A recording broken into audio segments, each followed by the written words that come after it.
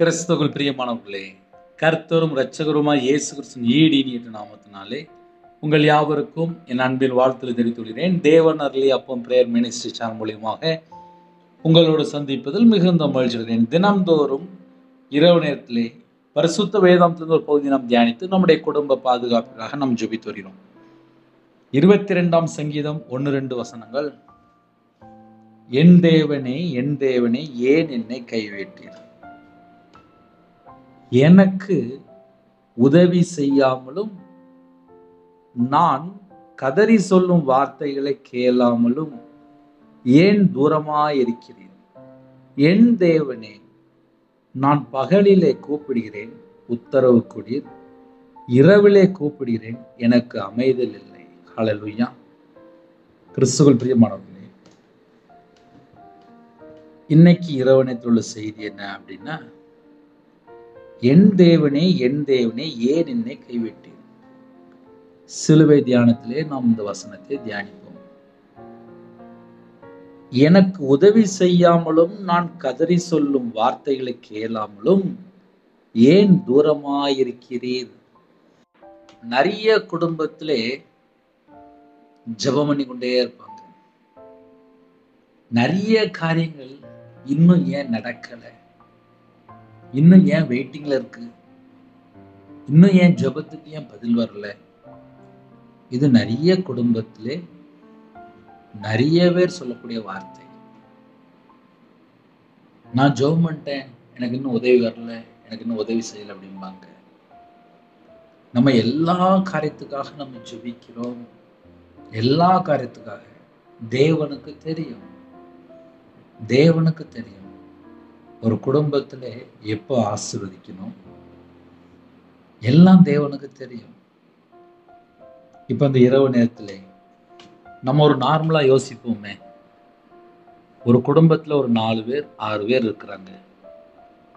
அந்த 6 பேர்ல ஒரே ஒருத்தர் மட்டும் தண்ணி அடிச்சிட்டோ, இல்ல ஒரு கஞ்சா பழக்கத்திலையோ, இல்ல ஒரு போதை பழக்கத்திலையோ, இல்ல ஒரு விபச்சார அடிமையிலையோ, ஒரு விக்கிர வழிபாடுலையோ, இல்ல மாந்திரியத்துக்கு ஒரு பணம் கொடுத்தோ, இல்ல ஒரு தவறான தொடர்புலையோ, இல்ல அடுத்த வீட்டு சொத்தை கொள்ளையடிச்சோ, திருடியோ, ஏதோ ஒரு காரியத்துல இருந்தால் அந்த குடும்பத்தை தேவன் எப்படி ஆசீர்வதிப்பார்? ஒரு பாவி மனம் திரும்பும் போதுதான் தேவன் ஆசீர்வதிப்பார். ஒரு குடும்பத்துல 6 பேர் இருக்கிறாங்க, அந்த 6 பேர்ல ஒரு நபர் மட்டும் சரியில்லை. சில குடும்பத்துல பையங்க கையில பைபிள் எடுத்து வாசிக்க மாட்டாங்க, ஜெபம் பண்ண மாட்டாங்க, தேவனை தேட மாட்டாங்க. அவங்களுடைய ஃப்ரெண்டு ஃபுல்லாவே கர்த்தரை அறியாத நபர், பல பாவ அடிமையில இருக்கிற ஜனங்களா இருப்பாங்க. அவங்கள்ட்ட போய் ஓயாம பழகி பழகி வீட்டுக்குள்ள வரும்போது பார்த்தா நிறைய அந்த சத்ரு ஏதோ ஒரு காரியத்தை உள்ள கொண்டு வருவான். வீட்டுக்குள்ள வந்த உடனே அம்மா அப்பாட்ட சண்டை போடுவான். வீட்டுல ஒருவேளை கல்யாணம் முடிஞ்சது அப்படின்னா மனைவிட்ட சண்டை போடுவான். காரணம் என்னன்னு சொல்லி அந்த வீட்டுக்குள்ள இருக்கிற நபர்களுக்கு தெரியாது. நைட் நேரத்துல பார்த்தா நிறைய குடும்பத்துல சமாதானம் இருக்காது. ஆனா காலையில பார்த்தா சர்ச்சுக்கெல்லாம் போயிட்டு வந்திருப்பாங்க. என் தேவனே, என் தேவனே, ஏன் என்னை கைவிட்டீர்? சில குடும்பத்துலலாம் எப்படி ஜெபிப்பாங்க அப்படின்னா, நான் சர்ச்சில் போய் சொல்லிட்டு வந்துட்டோம்லப்பா, இன்னும் என் பிரச்சனை ஏன் சரியாகல, இன்னும் என் பிரச்சனை ஏன் சரியாகல, இன்னும் என் பிரச்சனை சரியாகலன்னு சொல்லி புலம்பிட்டு இருப்பாங்க. எக்ஸாம்பிளுக்கு என்னை சொல்றேன், அது உங்களுடைய ஆவிக்குரிய வாழ்க்கையிலே புரிந்து கொள்ற கொஞ்சம் பிரயோஜனமா இருக்கும். என் வாழ்க்கையிலே நான் மாந்திரியத்துக்கு பணம் கொடுத்துருக்கேன், நான் விக்கிரத்துக்கு பணம் கொடுத்துருக்கேன், நான் ஜாதகம் பார்த்துருக்கேன். கடையில் ஒரு கிளாஸ்ல தண்ணி ஊற்றி, கண்ணாடி கிளாஸ்ல தண்ணி ஊற்றி ஒரு எலுமிச்சம்பழம் போட்டு வச்சிருப்பேன். கடையில் கத்தாழத்து போட்டிருப்பேன், வத்தல், மஞ்சள், இன்னும் பூவு, மாந்திரியத்துக்கு என்னெல்லாம் கொடுத்து செய்வோமோ எல்லாம் செஞ்சு வச்சிருப்பேன். ஆனால் வெளியில பார்த்தா தெரியாது.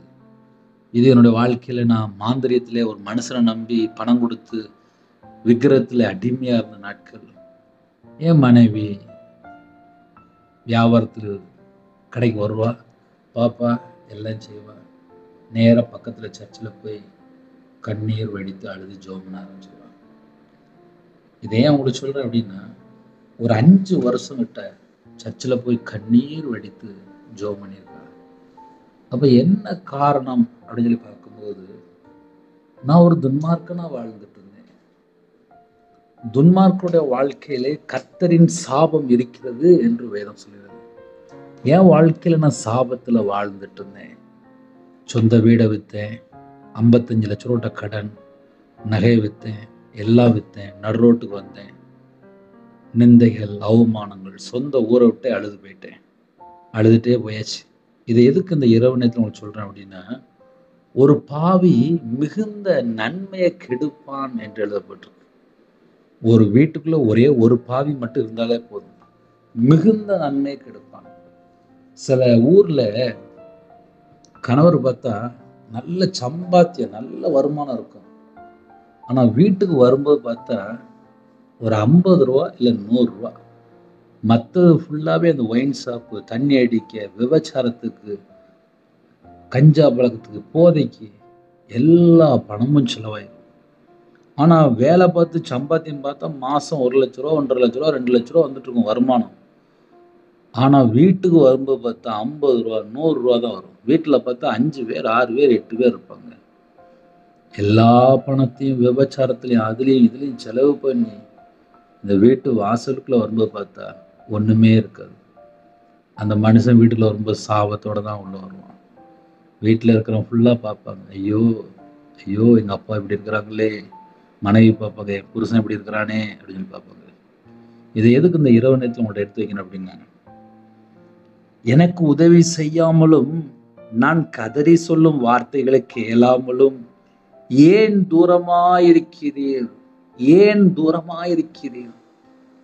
சில குடும்பத்திலே ஜெபிக்கிறாங்க, பதில் வரல அப்படின்னு உடனே அவங்க இதயத்துக்குள்ள என்ன தெரியுமா வரும், ஏன் தூரமாயிருக்கிறீர். நான் கதறி சொல்லும் வார்த்தைகளை கேளாமலும் ஏன் தூரமாயிருக்கிறீர். இதெல்லாம் சில வீட்டுக்குள்ள கஷ்டப்பட்ட குடும்பத்துல மட்டும்தான் இந்த செய்தி புரியும். இது எல்லா குடும்பத்துக்கும் புரியாது. உங்க வீட்டுல யாராவது கஷ்டப்பட்ட சூழ்நிலையிலே உபத்திரத்தோடு கண்ணீரோடு வாழ்ந்தா மட்டும்தான் இந்த செய்தி புரியும். நம்ம வழக்கமா பேசுற செய்தி கிடையாது.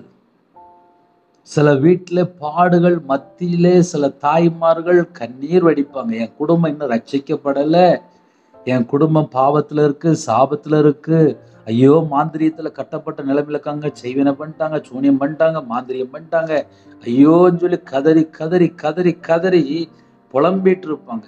ஆனா வெளியே தெரியாது, யார்கிட்ட போய் சொல்ல தெரியாது, தெரியாது. புலம்புவாங்க புலம்புவாங்க, புலம்பி புலம்பி கதறி கதறி. நான் கதறி சொல்லும் வார்த்தைகளை கேளாமலும் ஏன் தூரமாயிருக்கிறீர். இது அனுபவிச்சவங்களுக்கு தான் தெரியும். இப்ப என் வாழ்க்கையில என் மனைவி இந்த மாதிரி கஷ்டப்பட்டு இருக்கா. நான் மாந்திரியத்துல கட்டப்பட்ட நிலைமையிலே ஒரே ஒரு நபர்கிட்ட, எனக்கு யாரு மாந்திரியம் பண்ணாங்களோ அந்த நபர்கிட்ட நான் 13 லட்சம் கிட்ட கொடுத்துருக்கேன். எனக்கு மாந்திரியம் பண்ணி பணம் வாங்கிக்கிட்டே இருப்பான்.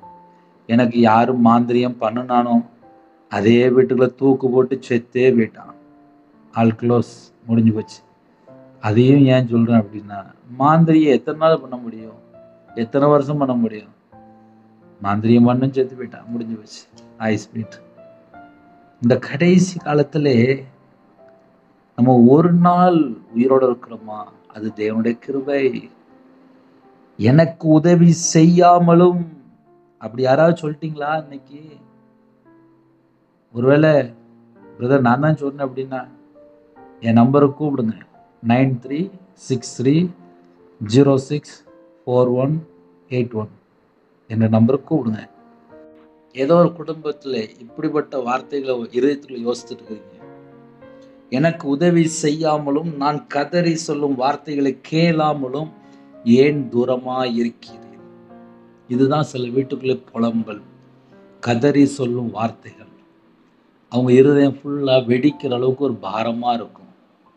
இருதயம் ஃபுல்லா நொந்து போய், ஏன்டா உயிரோட இருக்கணும், இதுக்கப்புறம் என்ன இருக்கு என் வாழ்க்கையில, எல்லாமே முடிஞ்சு போச்சு, எல்லாமே முடிஞ்சு போச்சு, எல்லாமே முடிஞ்சு போச்சு. அந்த வீட்டுல யாரோ ஒரு நபர் தப்பா இருப்பாங்க, அந்த வீட்டுக்குள்ள நிம்மதியா இருக்காது. எனக்கு உதவி செய்யாமலும் நான் கதறி சொல்லும் வார்த்தைகளை கேளாமலும் ஏன் தூரமாயிருக்கிறேன்? என் தேவனே, நான் பகலிலே கூப்பிடுகிறேன், உத்தரவு கொடீர். இரவிலே கூப்பிடுகிறேன், எனக்கு அமைதல் இல்லை. இதுதான் இன்னைக்கு உள்ள செய்தி. அண்ணா, இந்த செய்தி யாருக்கு அப்படின்னா, சில குடும்பத்திலே வாழ்க்கை முழுவதுமே கண்ணீராய் இருக்கு. அந்த குடும்பத்துக்காக கர்த்தர் பேசக்கூடிய வார்த்தைகள் இது நார்மலா உள்ள குடும்பத்துக்கு கிடையாது. நான் மறுபடியும் சொல்றேன். ஏன்னா சில குடும்பத்துல செய்தி பேசும்போது தெரியும். சில குடும்பத்திலே வேதனையோடு துக்கத்தோடு நிம்மதி இல்லாமல், ஏண்டா நான் வாழணும், எதுக்காக நான் வாழணும், இருக்கிறத விட செத்து போயிடலாமே, ஏன் வாழணும் அப்படின்னு புலம்புற சில குடும்பங்கள் உண்டு. அது வெளியே தெரியாது. என் தேவனே, நான் பகலிலே கூப்பிடுகிறேன், உத்தரவு கொடீர். இரவிலே கூப்பிடுகிறேன், எனக்கு அமைதல் இல்லை.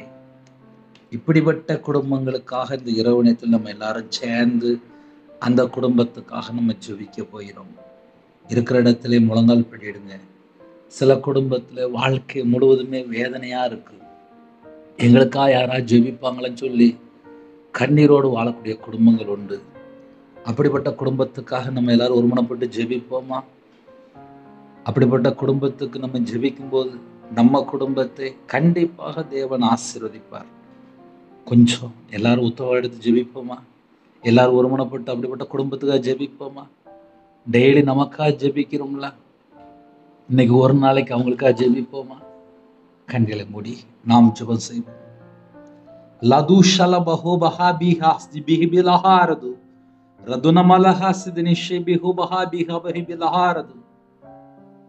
கிருபை மகிமை அந்த பரிசுத்தமுள்ள நல்ல பிதாவே, நன்றியோடு துதிக்கிறோம், சொல்கிறோம்ப்பா. என் தேவனே, என் தேவனே, ஏன் என்னை கைவிட்டேன்? எனக்கு உதவி செய்யாமலும் நான் கதறி சொல்லும் வார்த்தைகளை கேளாமலும் ஏன் தூரமாயிருக்கிறேன்? தகப்பனே, உம்முடைய பாதத்தில் வருகிறோம்ப்பா. எந்தெந்த குடும்பத்திலே உதவி செய்யறதுக்கு யாருமே இல்லைன்னு சொல்லி யோசிக்கிறாங்களோ, அப்படிப்பட்ட குடும்பத்தை உம்முடைய பாதபடியில நாங்க கொண்டு வருகிறோம்ப்பா. என் தேவன் மனம் இறங்க வேண்டும். இந்த இரவு நேரத்திலே கண்ணீரோடு ஜெபிக்கிற சில குடும்பங்கள் உண்டு. கதறி சொல்லும் வார்த்தைகளை கேளாமலும் ஏன் தூரமாய் இருக்கிறீர் என்று கேட்கக்கூடிய குடும்பங்கள் உண்டு. அந்த குடும்பத்தை உம்முடைய பாதபடியில நாங்க கொண்டு வந்து வைக்கிறோம்ப்பா. எந்த நாட்டுக்குள்ள எந்த இடத்துல எனக்கு யாரும் இல்லை என்று கதறி அப்பா கூப்பிடுறாங்களோ, அவங்களுடைய கண்ணீரை மாத்திரம் கண்டால் போதும்பா. அவங்க கண்ணீரை துடைத்தால் போதும்பா. அவங்களுடைய வாழ்க்கைக்கு ஜீவனை தந்தா போதும்பா.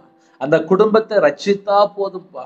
அந்த குடும்பத்தை கர்த்தர் கண்ணோக்கி பார்க்கணும்பா. இந்த இரவு வேளையிலே நாங்க எல்லாரும் ஒருமனப்பட்டு கண்ணீரோடு கேட்கிறோம்ப்பா. ஜெபிக்கிற எல்லா குடும்பத்தையும் கர்த்தர் 1000 மடங்கு ஆசீர்வதிக்கிறோம்ப்பா. இந்த நாளில எனக்கு உதவி செய்யாமலும் நான் கதறி சொல்லும் வார்த்தைகளை கேளாமலும் ஏன் தூரமாயிருக்கிறேன் என்று புலம்பி அழுறாங்களோ, அந்த குடும்பத்தை கர்த்தர் சந்திக்கணும், கர்த்தர் சந்திக்கணும், கர்த்தர் சந்திக்கணும். கடனிலே குடும்ப தலைவர் இப்படி இருக்காரு, வாழ்க்கை இப்படி இருக்கு, விபச்சார அடிமை, மதுபான அடிமை, போதை காரியங்கள், விக்கிர வழிபாடு, மாந்திரியம், பிள்ளி சுனி, ஏவல்ல கட்டப்பட்ட நிலைமை, கணவன் மனைவிக்குள்ள சந்தேகம், கோர்ட்டு கேஸ் சொல்லி சில குடும்பத்துல சொத்தை ஃபுல்லா ஏமாத்திட்டாங்க, நபரை நம்பி ஏமாந்துட்டாங்க, ஃப்ரெண்டை நம்பி ஏமாந்துட்டாங்க, தெரிஞ்சவங்களை நம்பி ஏமாந்துட்டாங்க, சொந்தக்காரங்களை நம்பி ஏமாந்துட்டாங்க. எத்தனையோ குடும்பத்துல ஏமாற்றம், வியாபாரத்துல நஷ்டம், தோல்வி, கம்பெனில நஷ்டம், தோல்வி. இனிமேல் நான் ஏன் வாழ வேண்டும்? சில குடும்பத்துக்குள்ளே அவங்களோட வாழ்க்கையில மனுஷனை நம்பி மோசம் போயிட்டாங்கப்பா. அப்படிப்பட்ட ஜனங்களுக்கு கர்த்தர் இந்த நாளிலும் மீட்டெடுப்பீங்களா? உங்க பிள்ளைகளை ரட்சிப்பீங்களா? இந்த நாளில் ஒவ்வொரு குடும்பத்தையும் பரிசுத்தப்படுத்தி உங்க ரத்தத்தினால கழுவி சுத்திகரித்து ஒவ்வொரு குடும்பத்தையும் கர்த்தர் மீட்டெடுங்கப்பா. அவங்களுடைய கண்ணீரை துடைத்து அவங்களோட வாழ்க்கையில சகல காற்றின் சமாதானத்தை கட்டிடுங்க. உங்களுடைய கிருபையால நிரப்பும். இந்த இரவு நேரத்துல ஜெபிக்கிற குடும்பம் இயேசு கிறிஸ்து ரத்தத்தினாலே, இயேசு கிறிஸ்து நாமத்தினால ஆசீர்வதிக்கப்படட்டும். சில குடும்பத்துல கற்பத்தினிக்காக வேதனைப்படுறாங்கப்பா. கர்த்தர் ஆசீர்வதிங்க. மனமரங்க, மாசமா இருக்காங்க, கர்த்தர் ஆசீர்வதிங்க. டெலிவரி பண்ணுவாங்க, பரம வைத்தியர் கூட இருங்க. பிள்ளைகளோட வாழ்க்கையில எங்கெல்லாம் குறைகள் குற்றங்கள் இருக்கோ எல்லாவற்றையும் மன்னித்து கர்த்தர் கிருபையா மனமிறங்கி ஆசீர்வதிங்கப்பா. உங்க நாம மட்டுமே எல்லா தேச ஜனங்களையும் கர்த்தர் மீட்டெடுங்க.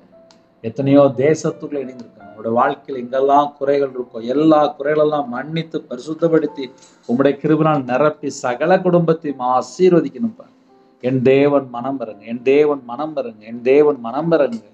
ஒவ்வொரு குடும்பமும் இயேசு கிறிஸ்துவின் ரத்தத்தினாலே, இயேசு கிறிஸ்துவின் நாமத்தினாலே ஆசீர்வதிக்கப்படட்டும்பா. எல்லா குடும்பத்தையும் ஆசீர்வதிங்க.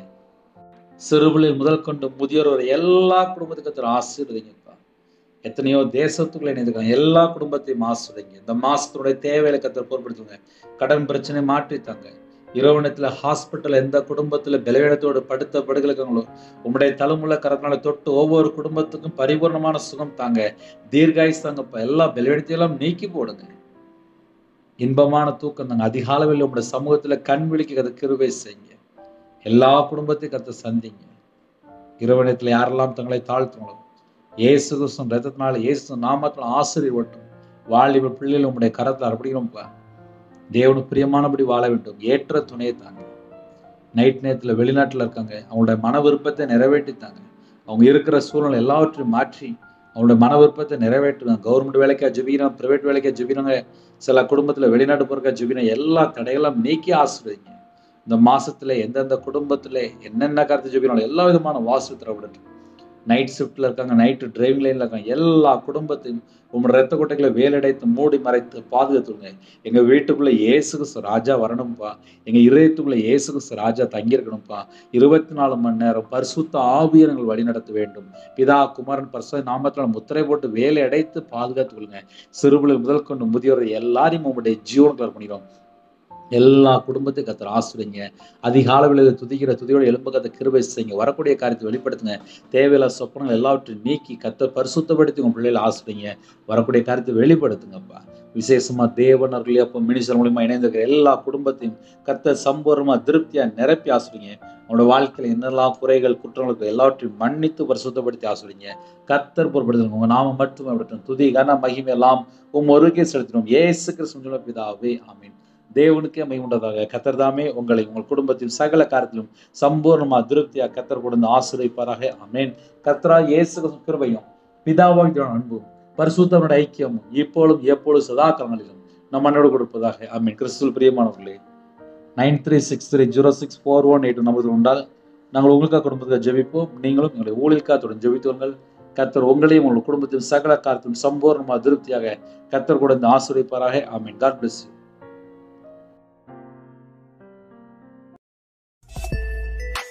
Thanks for watching. Please subscribe our channel. Click the like and share. Click the bell. God bless you.